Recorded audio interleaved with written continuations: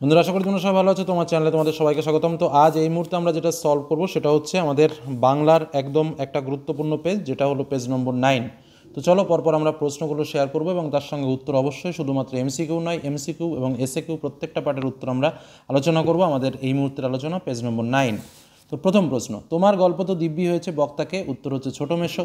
পাগল বেশি হরিদার কোমরে জড়ানো একটি কি? উত্তর ছেঁড়া কম্বল। বড় ভয় করতে লাগলো নদের চাঁদের। ভয়ের কারণ কি? কারণ হচ্ছে নদীর প্রতিহিংসা প্রবণ রূপ। তারা আর স্বপ্ন দেখাতে পারল না। তারা কারা? তারা হলো শান্ত হলুদ দেবতারা। পায়ে পায়ে হিমানির বাঁধ। হিমানি শব্দের আক্ষরিক অর্থ কি? তুষার। অস্ত্রের বিরুদ্ধে গান কবিতাটি কোন কাব্যগ্রন্থের অন্তর্গত? পাতার পোশাক কাব্যগ্রন্থের অন্তর্গত। 19 শতকে 32,000 অক্ষর লেখার জন্য দেওয়া হতো কত? উত্তর 12 আনা।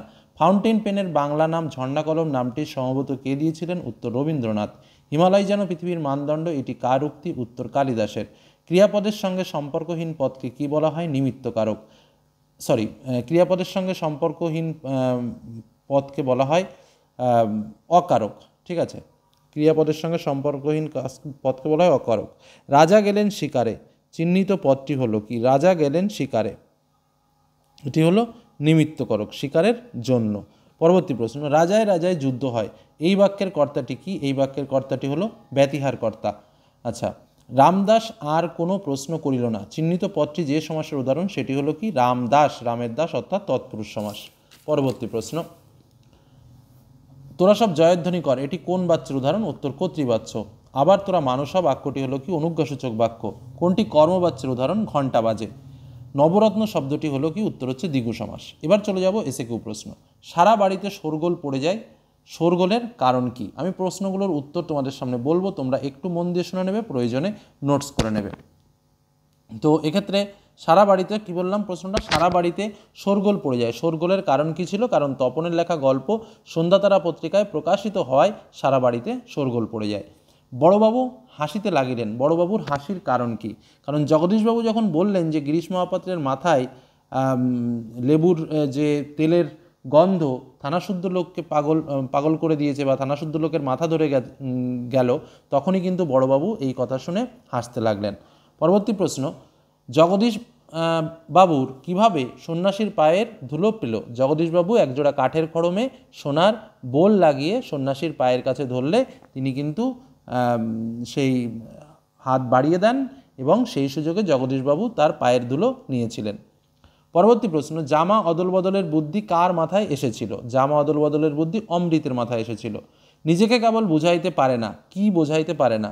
কারণ সেই 30 বছর বয়সে নদীর প্রতি নদের চাঁদের যে অস্বাভাবিক মায়া, তা যে একটা পাগলামোর মতো, সেই পাগলামোটাই কিন্তু সে অন্য কাউকে বোঝাতে পারে না।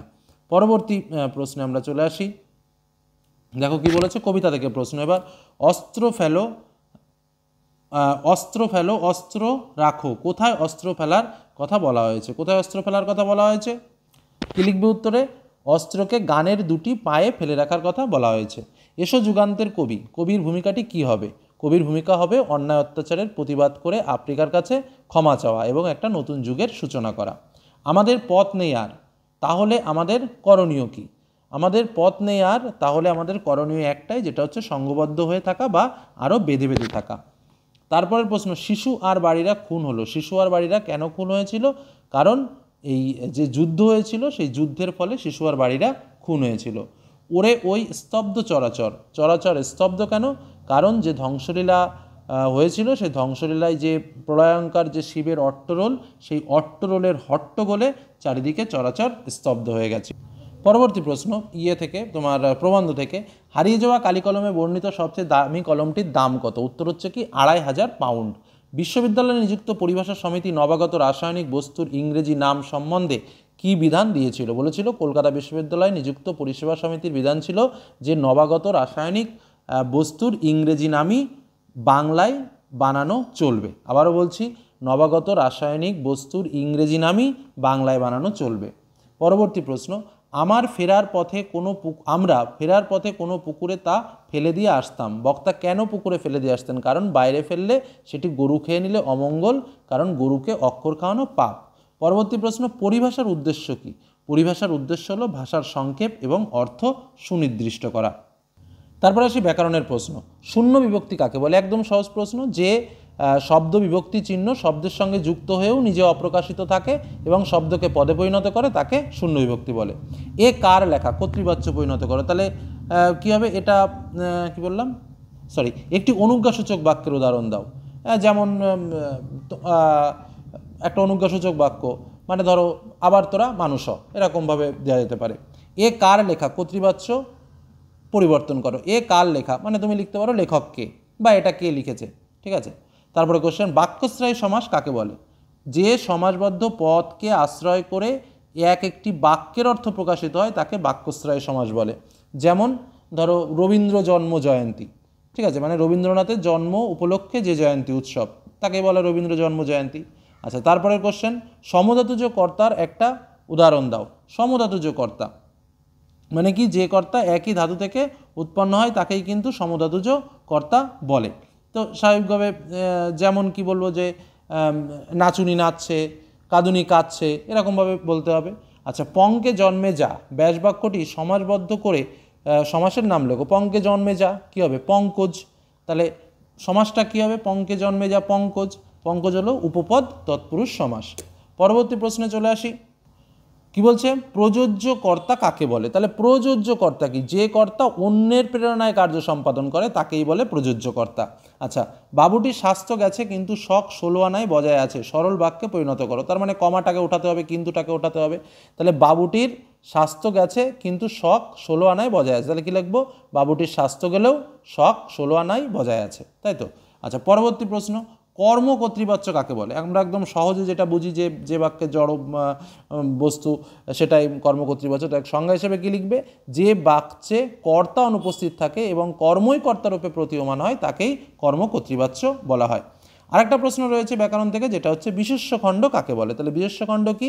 যে অপ্রধান খণ্ড বাক্যে বিশেষ্যের মতো ব্যবহৃত হয়।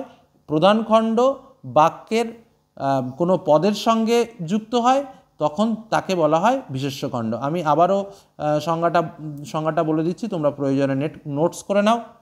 আরও সহজে একটা কথা তোমরা বলতে পারো, যে খণ্ডবাক্যগুলি বিশেষ্য পদের কাজ করে সেই বাক্যকে বিশেষ্য খণ্ড বলে, ঠিক আছে। সেটুকু বললেও কিন্তু হবে। যেমন ধরো একটা উদাহরণ দেখো, আমি দেখেছি বুলেট ট্রেন কত জোরে ছোটে, ঠিক আছে। এই যে বুলেট ট্রেন কত জোরে ছোটে, এটাই কিন্তু হলো বিশেষ্য খণ্ড, ঠিক আছে।